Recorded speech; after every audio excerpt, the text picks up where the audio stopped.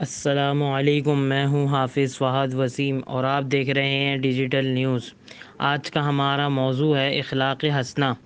ابو داؤد اور امام ترمذی کی حدیث بیان کرنا چاہوں گا۔ حدیث مبارکہ کچھ ایسی ہے کہ سیدنا ابو الدرداء رضی اللہ عنہ سے روایت ہے کہ رسول اللہ صلی اللہ علیہ وسلم نے فرمایا، اچھے اخلاق سے زیادہ کوئی اور چیز ترازو میں وزنی نہیں ہے۔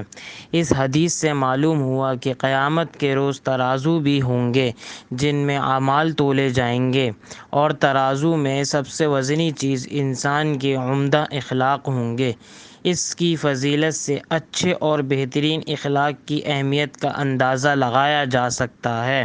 اللہ تعالی ہمیں اخلاق حسنہ عطا فرمائے اور ہمارے تمام گناہ معاف فرمائے اور دین اسلام پہ عمل کرنے کی توفیق عطا فرمائے، آمین۔ اپنا خیال رکھیے۔ السلام علیکم ورحمۃ اللہ وبرکاتہ۔